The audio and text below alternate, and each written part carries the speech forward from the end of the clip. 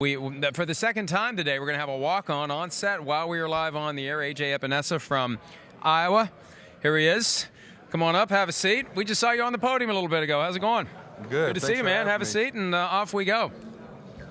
All right. How's it going so far for you? It's good. It's been a lot of fun. Yeah, I mean, it's really kind of what I expected. Anything about the week that has been like, man, I really didn't expect this? You know, not really. I kind of I was prepared well. It's long days, short nights, waking up early mornings. But I mean, it's kind of a free-for-all in those informal meetings where coaches are trying to come pick you up. You have a formal meeting. You just kind of have to know your schedule, and obviously they accommodate really well with giving us our schedules. But you have to be able to be on top of it. It's all about being responsible and just showing up where you need to be on time. Who prepared you for what to expect and how it's all going to unfold here?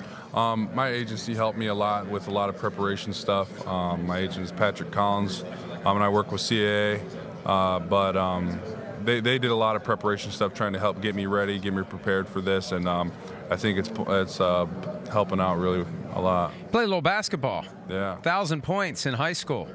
Yeah. When did you realize that football was the better path for you? Oh, when I first started playing football. I remember fourth grade playing Pee Wee football, and we did our first tackling drill. And I was nervous because I had never tackled anybody before. It was my first time. And it just kind of came natural to me, just tackling people. I mean, it's something I just love doing. And I picked it up real quick, and I love it ever since. Do you remember the name of the kid you tackled the first time?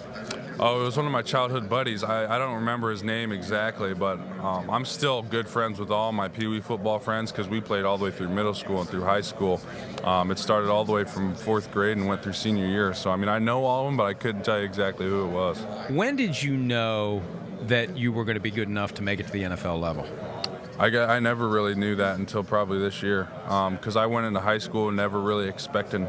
I never anticipated like college letters and scouts and stuff like that, or being a 5-star and so like I never assumed that was going to happen. I just kind of I remember my first letter after my freshman season was from Florida State, and I had gotten hurt that year and missed a couple games as a freshman. And I was kind of like, why do I have this letter? I didn't really expect it to be like that. Did they send it to the wrong person? Yeah, that's what basically I was like, this isn't mine, right? And, I went to a Nike camp and stuff like that, and I started to get more exposure, and recruiting started to blow up a little bit. And then kind of same thing with college. I came in just trying to get playing time. That was my goal.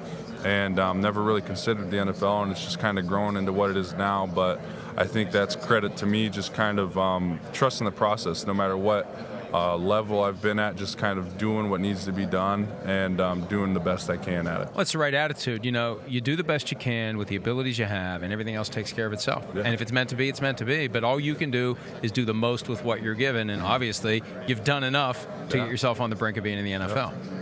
Yeah, where'd you go to high school? What was the name of the school? Edwardsville High School in Southern Illinois. All right, and we've got some highlights of really? AJ Epenesa from high school, and usually it's the guy who stands out as the dominant player that we're looking at. And there it is. You threw the quarterback about. What do you remember from some of these games? Give me this one. I remember everything. This is my freshman year against East St. Louis. This is, I'm 14 years old, freshman year against East St. Louis High School, Southern Illinois. Yeah, and you didn't realize at that age you were destined for the NFL? Are you kidding me? Or for college? No. Dominant as a freshman? No, I didn't. 3-time All-State as well. What did you play offense? Did you go both ways? I played some tight end. Yeah. Yeah. Do you want to catch the football a little bit at the next level? I mean, if they want me to score some touchdowns, I'm not going to tell them no. Did you do any tight end work at Iowa? I caught a fake field goal. So I wasn't really ever like an offensive tight end, but on field goal I was there and had the opportunity to catch fakes.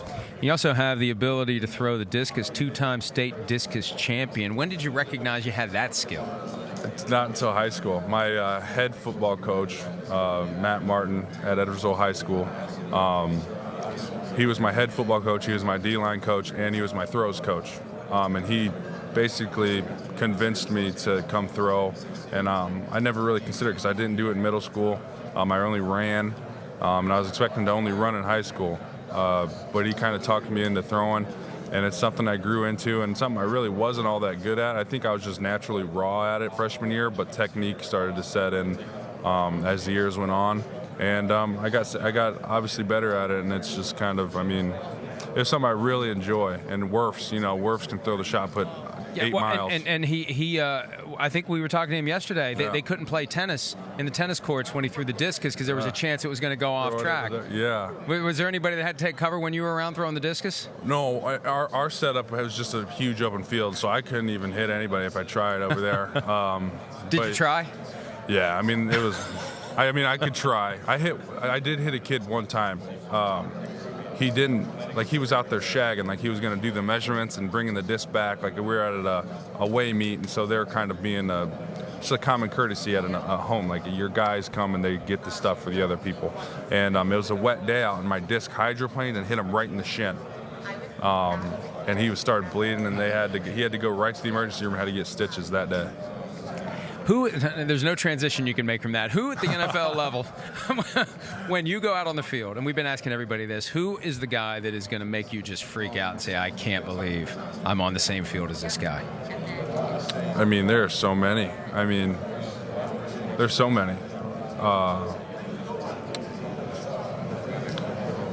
mean, if I were to be on the Falcons, Adrian Claiborne would be one, just because he was an Iowa legend. He was the 94 before me. And I've met him before, but being able to work with him would be something that would be amazing. He was first rounder back in 2011 with the Buccaneers. Mm-hmm. He's been with the Patriots a little bit, with the Falcons. And he's had some moments where he's been elite level pass rusher. That just, I think it's injuries and consistency that hasn't been there. But that's a good guy to look up to. Who's the quarterback you want to sack the most?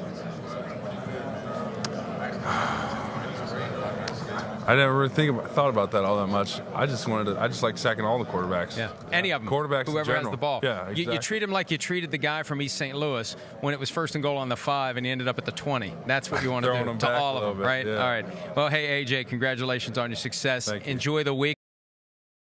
Hi, I'm Mike Tirico, and thanks for watching. Make sure to hit subscribe for the latest news and highlights from NBC Sports.